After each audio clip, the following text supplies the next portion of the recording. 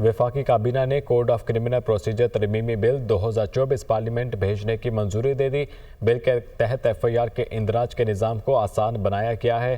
Police افسران ملزمان سے تفتیش کے لیے جدید ٹیکنالوجی کے آلات اور فورینسک طریقہ کار استعمال کر سکتے ہیں۔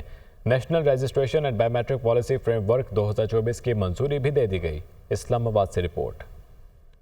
وزیراعظم شہباز شریف کی زیر صدارت وفاقی کابینہ کا اجلاس۔ کوڈ آف کرمنل پروسیجر ترمیمی بل کی منظوری مسودہ حتمی منظوری کے لیے پارلیمنٹ میں پیش کیا جائے گا۔ بل کے تحت گواہان کے آڈیو اور ویڈیو بیانات ریکارڈ کروائے جا سکیں گے۔ خواتین، 12 سال سے کم عمر بچے، 70 سال سے زائد عمر کے مرد یا جسمانی اور ذہنی معذوری کے شکار افراد اپنی سہولت کی جگہ پر بیان ریکارڈ کروا سکیں گے۔ ٹرائل مقدمے کا فیصلہ 1 سال میں کرے گا۔ تاخیر پر متعلقہ ہائی کورٹ سے جواب دہی ہوگی۔ اپیلیٹ کورٹ کسی بھی اپیل پر 6 ماہ سے 1 سال کے اندر فیصلہ سنانے کی پابند ہوگی۔ اعلامیے کے مطابق کابینہ نے اقوام متحدہ کے کنونشن برائے بین الاقوامی تصفیہ جات کے معاہدوں پر دستخط کی اجازت دی۔ اسلام آباد کی حدود میں نکاح نامے میں ختم نبوت کے حلف کی شق شامل کرنے کی منظوری بھی دی گئی۔ کابینہ کو آگاہ کیا گیا 18 ڈویژنز میں ای آفس کا 100% نفاذ کیا جا چکا ہے۔ ای آفس مکمل طور پر نافذ ہوا تو اسٹیشنری اور پیٹرول قیمت میں 23 کروڑ روپے کی بچت ہوگی۔